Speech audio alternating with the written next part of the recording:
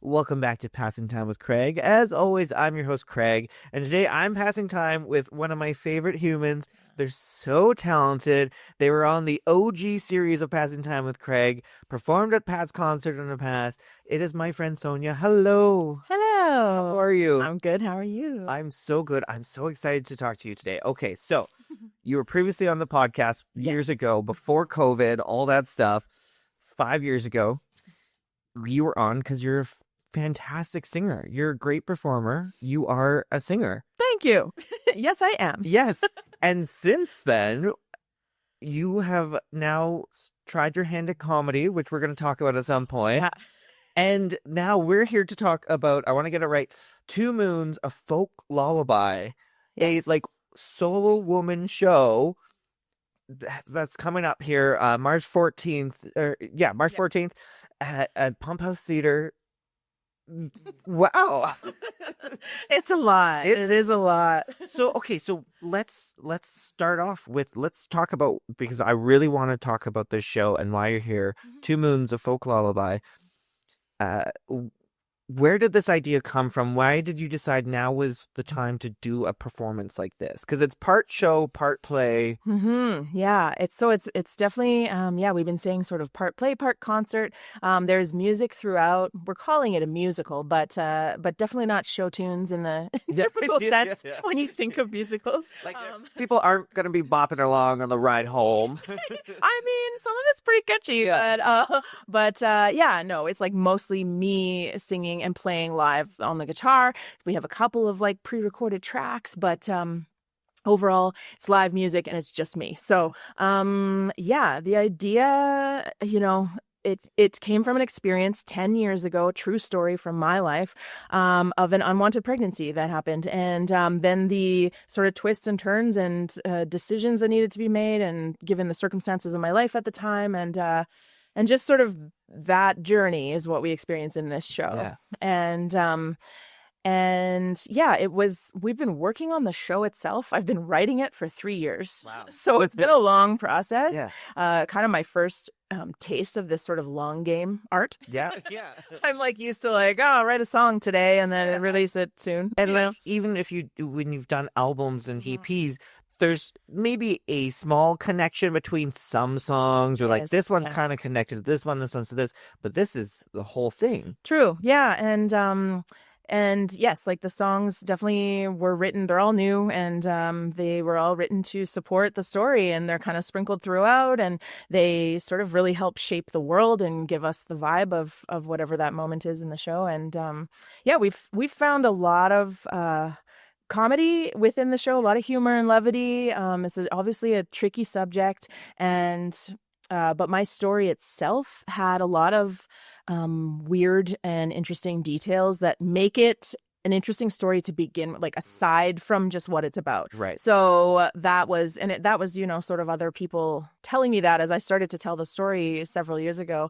People were like, wow, you should really write that down. That's weird and interesting. And and the goal here was partly to tell just my story and hope that, folks can sort of see themselves in it or someone they love, but, and just experience the humanity of an experience like that, because these things are happening all day, every day, and we just don't talk about them still, not as openly, and I wanted that, but I also wanted it to be entertaining, and I wanted the art to be good, you know what I mean? Yeah. So it's going to look cool and sound cool, and hopefully we pull it off the way we plan to. Yeah. I mean, It baffles me as a cisgender male. It still baffles me that in 2025 there's so much stigma. There's so much males, unfortunately, getting in the way of women's reproduction rights. Everything that's happening in the States and in Canada, the rest of the world, it's insane to me. So, I think there's some people who would be like, "Oh, we've chatted about it enough. we don't need more stuff, We but get we it. we do need more. Yeah. And not everybody gets it. No. And you know who we need more for is the people who've had the experience Yeah. themselves, the people who are in the waiting area, the people who are on the table getting the procedures. Like it's a very solitary experience. Yeah. And no matter how much support you have around you, when you go in, like literally in an abortion clinic, past a certain point, like all the doors are locked, all the compartments of the clinic are separated for safety and different reasons, but you aren't allowed to have someone in there with you, which is insane. That is And I mean, I get it on one hand, but we don't know what happens back there. And that's what I wanted to explain. yeah. It's sort of like, this is why it's a big deal, y'all. Yeah. And this is why people feel sad Yeah. or it's hard Yeah. or it hurts Yeah. or whatever, but, and then also this is why some parts of it are hilarious. Yeah. So, And I always love that, I was talking to some other guests recently, and I love when genres can overlap. Like, I love when a comedy has a nice little dramatic moment that doesn't seem forced and actually works, or when the scariest shit's happening in a horror movie and someone drops a joke that you're like, well placed, and that's fantastic. yeah, 'Cause yeah.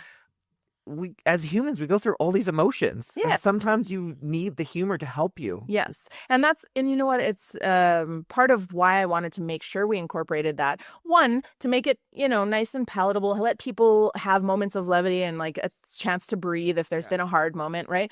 But also that's how I cope a lot of the time. Like I find myself anytime I've found myself in an emergency or like a really dark moment, Yeah. I tend to try to make everyone feel better by being funny. And sometimes it's so inappropriate. It's like not the right time. This is why we connect. I know this because you and I are the same. Like, I remember on the way to the hospice when I was 10 years old to say goodbye to mom. Like, Yes. I knew. So it was like 6 o'clock in the morning. Us 5 kids and my dad were driving there, and it's just total silence. Like, I don't even think we had the radio on. Yeah. It's just one of those things. And I was like, well, this is just awkward. Like, so I just was like, so is midnight AM or PM? Like, I'm really confused by it. just to break the tension and ice. 'Cause I'm like, there I am at 10 years old going, Ready. Yeah. Oh my gosh. Yeah. I mean, that's as dark a moment as there is. Right Yeah, there. That's really wild. Oh my gosh. Yeah. Yeah. I think it's definitely natural for some of us. And I went into preterm labor with my second kid and had to be airlifted in like a yellow jet because we lived in Jasper at the time. So from the mountains into downtown Edmonton to the Royal Alex. And like I was just putting on a show in that airplane. Like the paramedics were howling and and my ex-husband was like so uncomfortable. He was just like, this is not cool. And I was like, I know about it. Look what I can do. It just tends to be like the where I lean in a scary moment is like, oh, how can we make this fun? So, we have definitely been super meticulous and conscious and thoughtful about this show and where, because like obviously a lot of the journey for me, it was very hard. So some people go through the same thing and it was okay. It's pretty chill for them. But there are definitely some darker, sadder like moments. But we've really tried to place a little, like just to lift everyone out of that every once in a while and make sure that we have a well-rounded show and people leave feeling uplifted and not sort of down in the dumps. Yeah. So when you started writing this, did you always envision it as a solo act?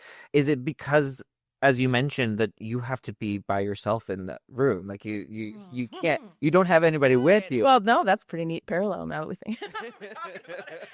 You're like, I always say yes. That was very much my intention. Everything was intentional. No, as art goes, sometimes you make the thing and then you find the very cool, reasons for it. Yeah. But I think, I actually saw a show in Toronto in early 2019. It was a one-man show about the AIDS epidemic in the 80s. Oh. And it was beautiful. And I'm sorry, I don't remember the name right now. Maybe we can look for it. But I went to this show and I was like, oh, this is what I want to do with this story. And there was something about, the challenge of it First of all, I've never written a play. That should be noted. But yeah, I think it just was something I was always curious about, this one person show idea. I am an actor. I went to theater school. I do some like film and TV on the side as well. And so I knew that I wanted to just sort of do a bit of everything. I wanted to like let my worlds collide and just use all the ways that I tell stories to tell this story. Yeah. I mean, so then you have this and you're working alongside Handsome Alice Theater. What has this been like to work with them? So cool. Yeah. So amazing. And so it's actually like really full circle as well, because when I had this experience and had an abortion, this was in 2014. And at that time, at that exact period of time in my life, I was in a show for Urban Curves, which is who Handsome Alice is now, just different name, different people. But and so and at that time, like I didn't tell anyone for years. I didn't tell anyone about this, but so Meg Farrell, who's the artistic producer now of Handsome Alice, she and I met a few years ago. But at that time, the artistic director was Jacqueline Russell, and she has directed this show. Wow. 10 years later. So or 11 years later. Yes. And so all of it has just been very full circle. Same company that it was like at the same time, it just was perfect the way it has all come together. And honestly, it blows my mind daily just having this team of very talented, very femme queer, multi-ability people working on this show that was just an idea I had, I don't know, just I'm constantly bonked on the heart with gratitude about the support and just the love and the talent that people are putting into this, the skill. It's just bonkers. So yeah, it's quite a team considering it's a one-person show. There's a lot that goes into it, I will say. And you must need that. You write it and you're starring in it. So you have these ideas, but then you need someone who, it's nice that you've known Jacqueline for this long, to help you kind of give you another idea or pointer, or be like, oh, what if you're here at the stage at this point? Totally. Yeah. Things like blocking, lots of different ideas. I mean, I've been tweaking the script all along the way. I think today I have to hand in the final script finally, and we open in a week. But Jacqueline in particular, but everyone involved, she's been just paramount to making this, to sort of building the shape of it and making some of those decisions. Because you're right, I have the story, I sort of have a vision, I sort of could imagine what that might look like on stage, but a director's job is so important, and I don't think I fully appreciated that till this project. But there's been so many funny moments where she's just like, or you could try this, and I was like, and I'm like, oh my god, you're so good at that. Thank goodness you're here. But yeah, it's been a very important part of the process for sure. Yeah.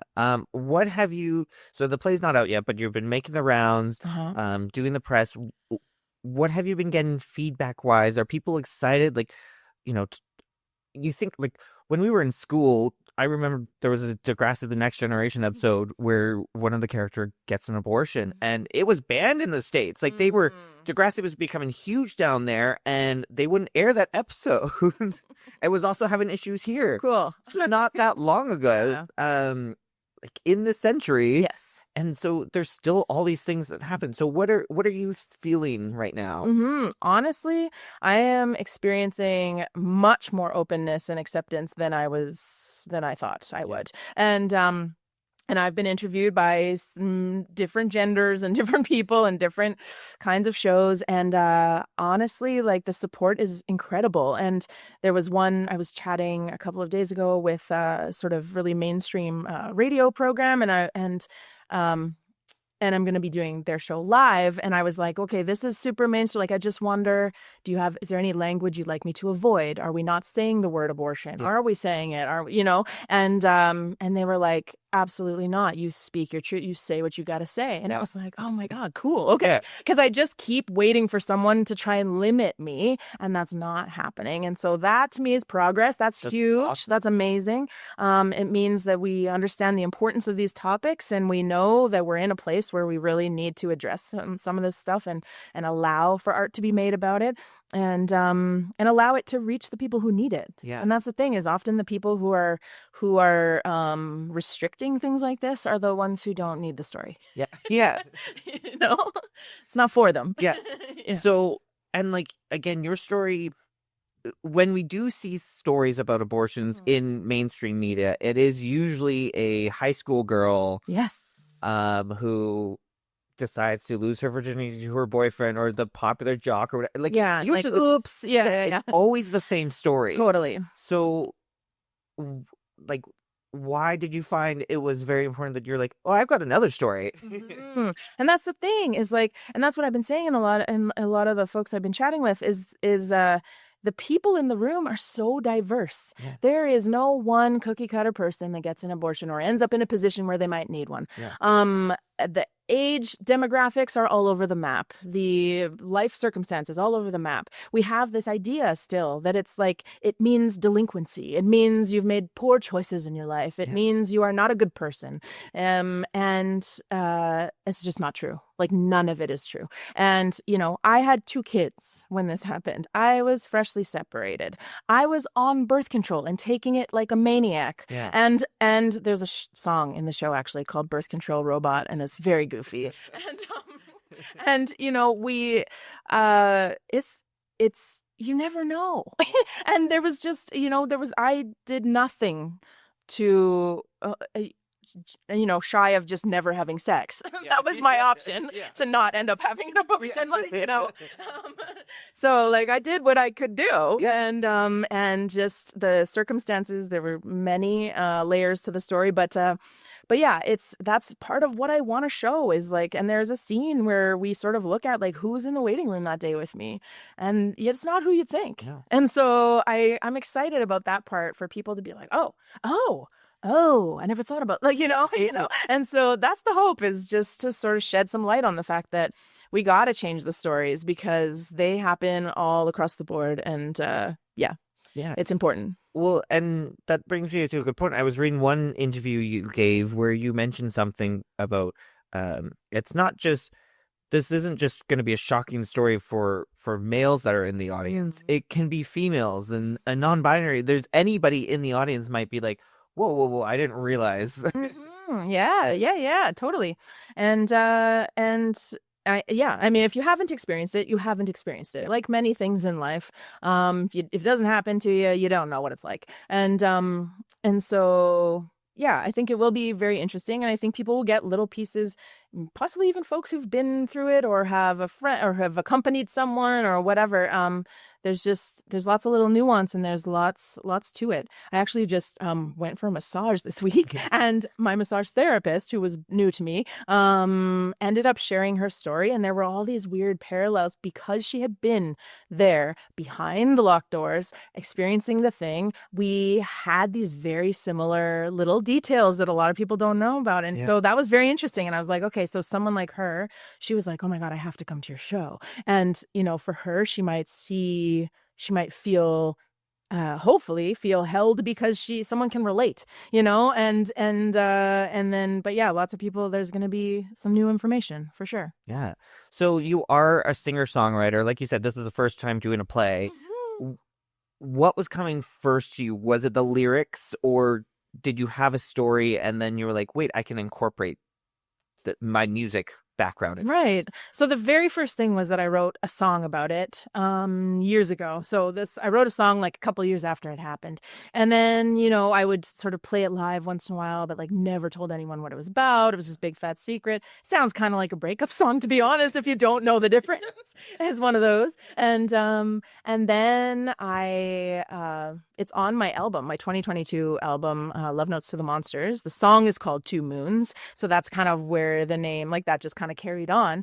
So that song is incorporated into the show, but the rest of the music is new, and I definitely leaned a lot on the music in times when I was feeling very imposter syndrome about writing a play. I'm not gonna lie, it is the hardest thing I've ever done. And sometimes I just was like, I remember I called Jacqueline one time and I was like, hey, so how do you write a script in particular? Like, this is like halfway through the process. Just like, what? Dude, just you have all these chunks of ideas, you have all these songs, you have all these things you wrote, put them in one document. It's like, oh, it's that simple. Like, oh, I could do that. Yeah, copy paste. Yeah, I got it. Right, I have that option. But yeah, so like, I think it was scary. There were lots of like stages. I would say getting the first draft of a script actually done was the biggest hump I had to sort of come over to feel like I was going to be able to do it. But so often I would lean on the songs and try and be like, okay, well, what do we want here? The songs kind of most of them came pretty quickly. But I definitely, that first song was the first thing. It's kind of the shell, the kind of like outline, I would say, and kind of sums up the story almost. Yeah. And then I had this chance I wrote the whole story out for the first time, and that was interesting. And that gave us lots of ideas of like, oh, well, okay, well, here's this character and here's this, and yeah. So I don't know, it was a pretty good mix, but I definitely would default to like, you know what? I'm scared of this paragraph. I'm just going to go write a song instead. And they'd be like, okay, Sonia, you got to actually write the other stuff now. I'm like, sure, okay. But we made it. I would say, though, it must be beneficial for you to have been a songwriter and singer performer and also have an acting background and doing acting stuff. It would probably help you when writing, to be like, oh, you know what? If I was reading a script or the play I was in, I bet you this would be the point where like I take this pause or I do this. Yeah, there was definitely some of that for sure. The experience definitely helps. I don't know that I would have even ever done it if I didn't have any acting experience, but yeah, the process has been super wild that way. Like, there are things for sure where Jacqueline or Sarah, the assistant director, will say something and I'll be like, oh yeah, duh, of course. Like, but I would have never got there myself. And then sometimes I'm the one with the good idea, and that's great. But yeah, it's very collaborative. But yeah, I'm pretty grateful for the background I have, because it definitely makes it all feel more possible at this moment. Well, and so again, I mentioned this briefly at the beginning. This is not the only thing. You're doing stand-up comedy now. You've done some stand-up sets. I have this year. Yeah. Because so you know what? I actually purposely wrote a little stand-up set into this show to force myself to do stand-up, because I've always wanted to. Yeah. And I've never tried. I've never had the guts. I have a million bits in my phone, that kind of thing. And I was like, I'm just going to put it in here and then I'll have no freaking choice. Yeah. And so then coming into the new year, and I'm in the middle of like writing, like we're getting close, and I was like, wait a minute, I should probably do some stand up before. I don't want this show to be the first time I ever do it.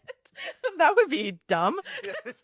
I mean, it's a good way to practice, to ease into it. Totally. So yeah, I think January 3rd was my first one, and yeah, I did it at the Laugh Loft. A friend, Susan Sorreo, put me in touch with Victoria Banner, who hosts the Laugh Loft, and I was like, yeah. She's like, so cool. What experience do you have? And I'm like, yeah, none. But I do like being on a stage. I think that will help. Yeah, I mean, if you've never done anything on stage, I think it could be a little scarier, especially for the host to be like, wait, you have zero? Yeah, and we're supposed to trust you for 5 minutes. Okay, but you at least have some stage presence and know.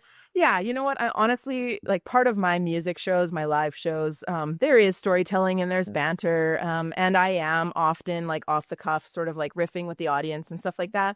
So I thought, like, okay, worst case scenario, I write 5 minutes of stuff and I it fails miserably, but I'm comfy up there and I can just find my way and like keep the audience on my side, hopefully. Yeah. That's hopefully. But yeah, and then that first time went very well, and then they invited me back, so that was nice. That's awesome. Mm-hmm. Yeah, I feel it's been neat. It's been oh man, I have not been that nervous for that first set. Oh my gosh. Like I could feel my heartbeat in my eyeballs. I was like, I'm gonna pass out or pee or something. Something's gonna my body's just gonna break down. Well, I mean, if any of that happens, you'd still probably go viral. Like, it's just not necessarily for the reason you want. Yeah. Yeah. Thankfully I made it, but So, okay, so right now as we're recording this, yeah. we're like a week away. Mhm. Where are you feeling right now? How are you feeling? Where's your brain at? Thank you. Well, we just like yesterday was our last day in the rehearsal hall, and so everyone moves into the theater on Sunday and Monday, and then Tuesday we start tech rehearsals and stuff. So I am, I've got a little more work to do this weekend in terms of just kind of smoothing over some things. But we did a run yesterday afternoon, and I will say that I felt very good after that. I was like, okay, it's going to be fine. Like just yesterday, though, and we're 6 days away. So, I think that's just how it goes. Like everything, it's just clunky and bumpy up until you're there. Yeah. I'm excited to have an audience. I've been just performing the stupid thing for the same 3 people for the last 3 weeks, 3 years. Yeah. So I feel like, they're probably bored. But no, it's been a neat process, but I feel ready and excited, and it's fun to see tickets selling, and it's fun to have these conversations and sort of be able to peek behind the scenes a little more and give people more of an idea about what to expect, because I think it's hard to tell just from a poster or just from let's play about abortion. Like that doesn't sum it up. You know what I mean? Yeah. It is, but it's not, Yeah. Okay, so for those who have been listening to this at this point, and they're like, yeah, maybe I'll check it out. What is your like elevator pitch to be like, come to this play? I just say if you like art, if you like music, if you like funny things, it really has a little bit of everything, and you will be entertained at some point. And it's really, I think, an important story. And I think if you feel a little vulnerable or a little like, am I gonna feel weird about this content? Like, I think that's probably the best time to come. Yeah. Like, just pop yourself out of your comfort zone for a sec, and you'll see that it's not as scary as it sounds. Yeah. And I really want people to come and experience this like feeling of community and this feeling of connection, and that we're hoping to cultivate, and that, we really aren't as different as we feel when we're out in the world every day, right? And we're all sort of having parallel experiences and not talking about it. And I think it's just a neat way to get in the same room and hear one message and just sort of take that away into the world and let it trickle out however it does. Yeah. I mean, that's the thing. This is the issue we're still having in 2025 is people aren't talking about things and their experiences. Yeah. And when somebody does try, sometimes people are like, no, we can't talk about that. We shouldn't. Or people are like, oh, they probably don't want to talk about that. And maybe sometimes they don't want to talk about it. Maybe they don't feel that that's the right place. Or maybe somebody's making them feel like they can't talk about it. Sure. Yeah. And of course, there's all sorts of angles to that and all sorts of experiences and things going on behind the scenes in people's lives. And yes, it could be very raw for some people if they've experienced the same thing. And that was pretty recent. It might, be hard in moments, but you're gonna be okay. Yeah. And we've created an environment that is supportive, and we even have resources to give out. We've got sort of the bases covered, I think, and I hope to hold space for people to feel whatever the heck they need to feel, whether they're And did I read you actually got in touch with a doctor and you did fact checking? Yeah. So it wasn't just your experience and like what you think happened, or what I think I'll remember from 11 years ago. We have Dr. Nicole Thompson, who's an OBGYN out of Vancouver, who I've known for a few years, and so we brought her and we had some Zoom meetings, and I just wanted to make sure. I wanted to make sure that anyone who came to the show who was very inexperienced, didn't know anything about that world, doesn't walk away with the wrong information. Right. And even if it's tiny things, I wanted to make sure we were very close. Like, yes, it's about my experience, but I also want to make sure, I'm not leading anyone astray in what they would expect from it or what they think happens. And so, we wanted to sort of like make sure on some of that stuff. And we also wanted to provide resources and make sure that we've partnered with, or we have On Saturday, the 15th, there's a talk back after the show with the Pregnancy and Infant Loss Support Center and the Center for Sexuality, and Dr. Nicole's flying in from Vancouver. So we're going to have all of them sort of like just for a discussion after the show, and myself. And yeah, I wanted to make sure it also wasn't that we were like, here's a show. Oh my God, we brought up all this stuff and now go. You're now like, good luck. Yeah. So I wanted to make sure people had other ways to follow through, like look into it more or whatever they need afterward. So, okay, I want to ask you then, here we are just a couple months into 2025. It's so early into 25, and you've already taken that step of trying stand-up comedy, and now you've got this play coming out. You're making me sound so cool. You are very cool. Well, like, so I don't feel cool. That's the problem. Okay, go ahead. But like, what do you think of your year so far? And would 10 years ago, Sonia, be surprised to know where you are? Oh Like, my God, yeah. Thank you for that reminder, Craig. Isn't it wild how when we're in the middle of things, it's hard to have that perspective for ourselves, right? Yeah, I often have to sort of rewind a little and remind myself of what I've done. But yes, I feel very lucky. I feel very like a lot of people have taken chances on me or like, seen one thing I do and been like, well, hopefully she can do this thing too. But I overall really manage daily to feel quite a lot of gratitude for all of it. And yeah, I'm pretty proud. Honestly, I'm very proud of myself for this particular story and to be where I am at with it now after, truly 10 years ago, I was like, I will never tell anyone. Because I was feeling the shame, and there's religious angles and political, and it's all there, and it was all affecting me, and so I feel like proud of myself, but also so grateful for all the people who've sort of tugged me out of that place over the years and sort of given me little nudges, Handsome Alice included, to sort of go ahead and bring this stuff forth and just try it. Yeah, it's scary, but it's exciting. Yeah.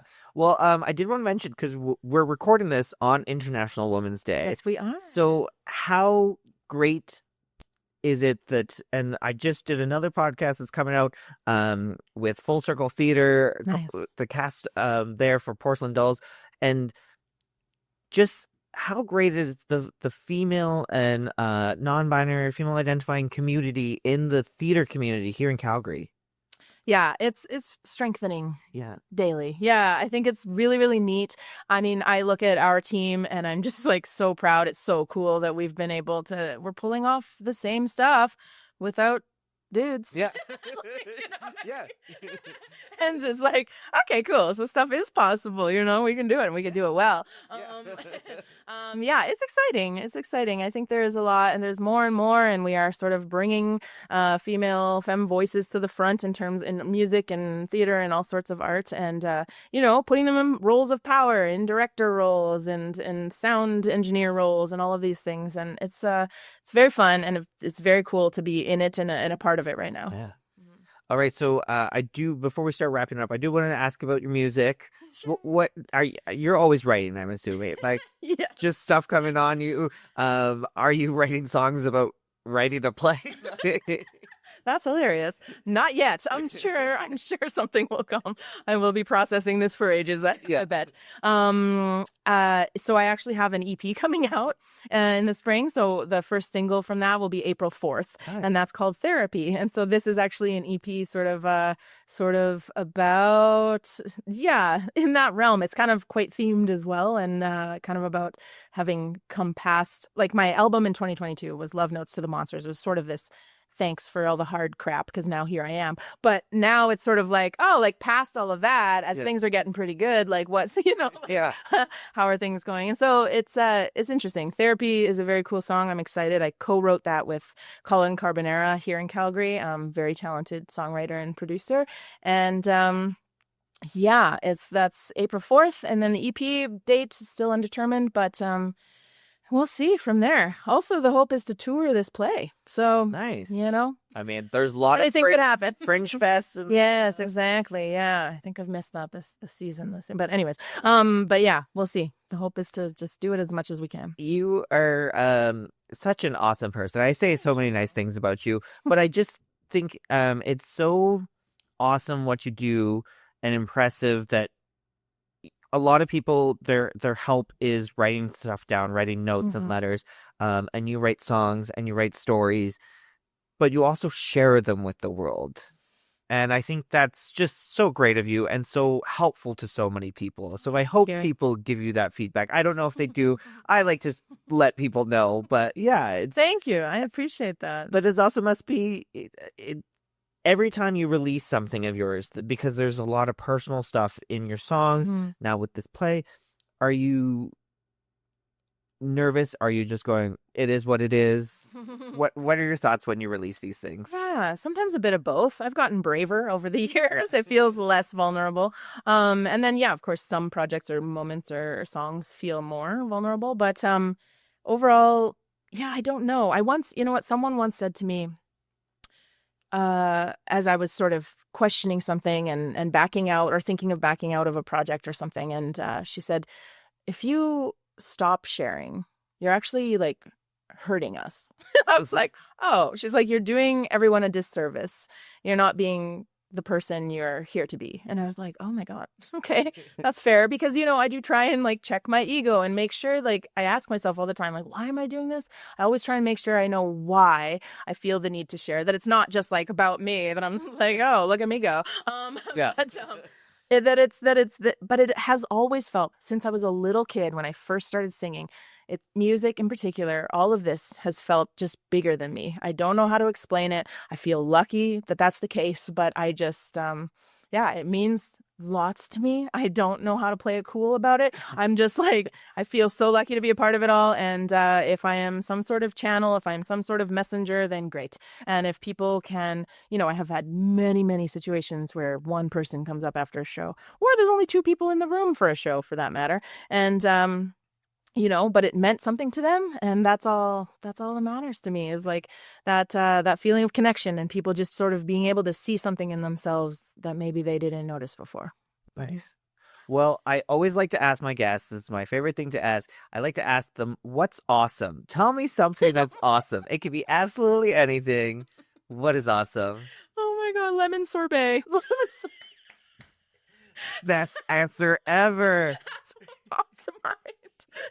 Oh my God. But can I also say something to you? Yes. Because I think you are also a very cool person. And this kind of the chance to have a conversation like this, where there are thoughtful questions asked and thorough questions asked, and where you're actually very interested in the process, man, these moments mean a lot, because a lot of it is very sort of standard, generic type stuff where we're just, you know, talking about one subject. But I appreciate it. Oh, thank thank you you for having me, and thank you for being such a staple in the community and someone who really tries to bring stories to light. Well, thank you. I really appreciate that. I don't know. I just want to have conversations with people, because that's what needs to happen. It's Yeah. conversations. Right.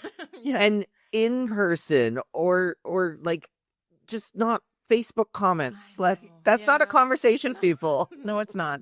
You're right. Yeah. So I adore you, and I'm so excited about this. Thank you. So March, I want to get everything right. March 14th to 22nd, 2 Moons Folk Lullaby, Handsome Owl Theater.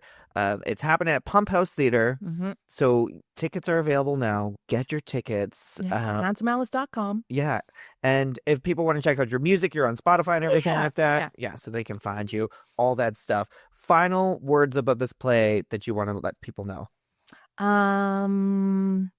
Let's see. That I feel lucky to do it, and I think it's gonna help. I like that. It's gonna help. Yeah. Whatever that means. Yeah. Honest, and I think it's one of those things where if you're listening to this, or you see the poster and you're like, oh, that sounds interesting, and you maybe have a friend who needs to see it, let them know. Don't necessarily pull them in blind. No blind. But let them know and bring them. Yeah, you may not necessarily need this story, but somebody else in your life might need it. Yeah. So I think it's one of those things where I'm going to take that person. Right. And you just never know also what you might get out of something. I think art is, sometimes we got to be brave and just go see the art. Yeah. Yeah. I like that. I agree with that. Well, thank you, Sonia, so much for being here today. Thank you. I know you're so super busy. You have everything going on. March 14th to 22nd, Two Moons Folk Lullaby is get tickets now. You're gonna have fun. I can't wait to see it. Awesome. Make sure to follow me on social media, Passing Time with Craig, PTW Craig, for all the fun ways to pass time. We'll chat soon. Bye.